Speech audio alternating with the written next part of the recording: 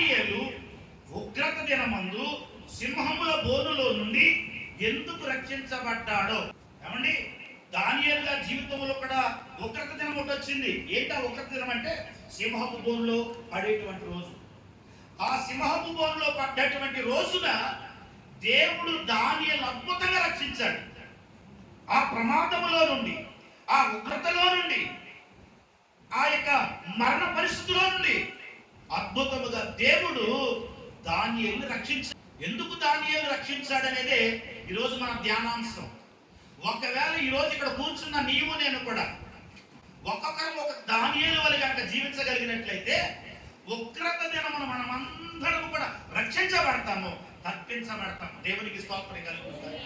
పుల్లరా, ఇక్కడ మనం బాగా ఆలోచన చేస్తే దేవుడు ముందుగానే ఉగ్రత దినము గురించి ఒక దేశం మీద అగ్ని గంధకాలు కురిపించి మన ముందు పెట్టాడు. ఎలాంటి దినం ఒకటి ఉంది అని. ఎక్కడది?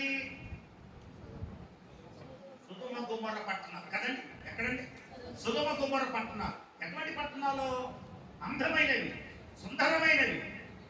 ఏమండి, అబ్రహాము యొక్క సహోదరుని యొక్క కుమారుడు ఉన్నారు. ఎవరంటే లోతు. అబ్రహాము ప్రయాణం అవుతూ లోతును కూడా వెంట తెచ్చుకున్నాడు. దేవుడు మాట్లాడు అబ్రహాముతో, అబ్రహమా, నేను నీకు చూపించే దేశానికి వెళ్ళవయ్యా, నేను గొప్ప జనంగా చేస్తాను, నిన్ను ఆశీర్వదిస్తాను అని దేవుడు అబ్రహాముతో మాట్లాడితే అబ్రహాము బయలుదేరుతూ లోతును కూడా వెంట తెచ్చుకున్నాడు. అయితే అబ్రహామును బట్టి దేవుడు లోతును కూడా ఏం చేస్తున్నాడు అంటే ఆశీర్వదిస్తా ఉన్నాడు. అబ్రహాము గారి యొక్క కాపర్లకును లోతు గారి యొక్క కాపర్లకి పుల్లరా పశువుల కాడ ఆ మేపుకునే కాడ గొడవ అయిందంట. ప్రతిరోజు ఈ గొడవలు అవుతున్నాయి వాళ్ళకి. ఎవరికి? అబ్రహాము యొక్క పనివారికి, లోతు యొక్క పనివారికి. అబ్రహాము పనివారు వచ్చి అబ్రహాము గారితో చెప్తారు, అయ్యా ఈ సోదరుని యొక్క పనివారు మమ్మల్ని ఇలా చేశారని చెప్తుంటే లోతు గారి దగ్గరికి వెళ్ళి లోతు గారితో చెప్తున్నారు, అబ్రహాము గారికి పనివారు మమ్మల్ని ఇలా చేశారంటే ఇప్పుడు ఈయన కలహము, ఈయన దెబ్బలాట వీళ్ళిద్దరికీ తలపొడిగా మారి అబ్రహాం అన్నాడు, సోదరుడా లోతు, ఇక ప్రతిరోజు కూడా ఇదే గొడవ, అంతమానాలు వచ్చేలాగంటుంటే నీ దగ్గరికి వచ్చి మామూలుగా చెప్తుంటే ఈ బాధంతా ఎందుకు? ఓ పని చేద్దాం, నీవు నేను వేరైపోను. నువ్వు ఈ ప్రక్కకి వెళ్ళేవనుకో, నేను ఆ ప్రక్కకి వెళ్తాను.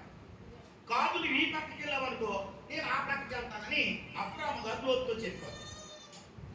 అంటే అబ్రహాము యొక్క ఆలోచన ఏంటంటే తన సోదరుడు ఏది కావాలంటే అది ఇచ్చేద్దాం, ఆ సోదరుడు వదిలేస్తే మనము తీసుకున్నాం. ఇది అబ్రహాము యొక్క ఆలోచన. మంచిదా కాదా? అబ్రహాము యొక్క ఆలోచన ఏంటో తెలుసా? సోదరుడా, నువ్వు ఏ స్థలానికి వెళ్తావు ఆ స్థలానికి వెళ్ళు. నువ్వు ఎడమకి వెళ్తే నేను కుడికి వెళ్తాను, నువ్వు కుడికి వెళ్తే నేను ఎడమకి వెళ్తాను అన్నాడు. ఎంత ప్రేమ అండి! లోతు అన్నాడు, ఇదిగో కనపడుతుంది, పచ్చగా ఉంది, ఆ ప్రాంతానికి వెళ్తాను అన్నాడు. ఏ ప్రాంతము? సొదొమ గొమొర్రా. ఎలాంటి ప్రాంతము? అందమైనది.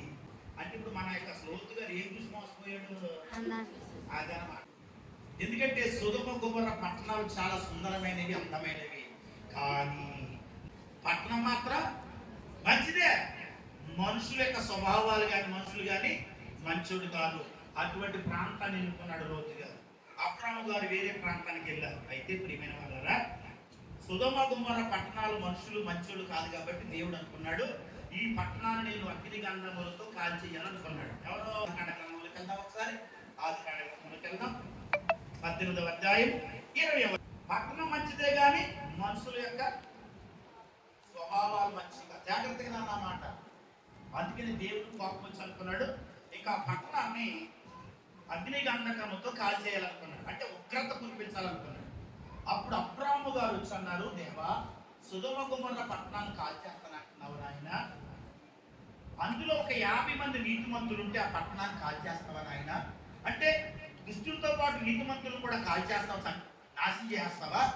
అడ్డుపడుతున్నాడు వచ్చి. ఎవరో? అబ్రహాం ప్రార్థన చేస్తున్న దేవుడు అన్నాడు, అబ్రహ్మ, నువ్వు అన్నట్టుగా నాకు 50 మంది కనపడ్డారు అనుకో, నేను ఆ పట్టణాన్ని నాశనం చేయను అన్నాడు. మరలా వెంటనే అబ్రహాం అంటాడు, అదే కాదు ప్రభా, మరొకసారి నీకు మొరపెట్టుకుంటున్నాను, ఒక 5 తక్కువ అయ్యారనుకో, అంటే అందులో 45 మంది ఉన్నారనుకో, 45 మందిని బట్టి ఆ పట్టణాన్ని కాల్చేస్తావా అని అడిగాడు. అప్పుడు దేవుడు అన్నాడు, 45 మంది కనపడ్డా అన్నాడు. మరలా అన్నాడు, అలా కాదు ప్రభు, మరొక మాట అన్నాడు. ఏం చెప్పాడు? ఒకరు 30 మంది కనబడితే ప్రభు అన్నాడు. 30 మంది ఉన్నా నేను ఆ పట్టణాన్ని కాచను అన్నాడు. మరలా అన్నాడు, అలా కాదు ప్రభు 20 మంది ఉంటే, దేవుడు అన్నాడు 20 మంది కనపడ్డా నేను ఆ పట్టణాన్ని కాచను అన్నాడు. అలా కాదు ప్రభు 10 మంది ఉంటే, దేవుడు అన్నాడు 10 మంది ఉన్నా నేను కాచను అన్నాడు. దేవునికి స్తోత్రం కలుగును. గట్టిగా చెప్పండి. అక్కడతో అబ్రాహాము గారు ప్రార్థన ముగించేశాడు.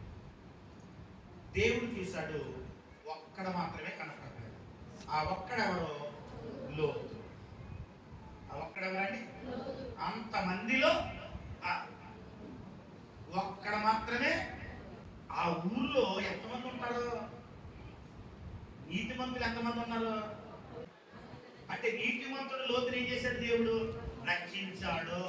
ఉగ్రత దినం రాబోతుంది. ఉగ్రత దినమున నీవు నేను రక్షించబడాలి అంటే, తప్పించబడాలి అంటే దానియేలు వలె జీవించాలి. దేవుడు చెప్పండి.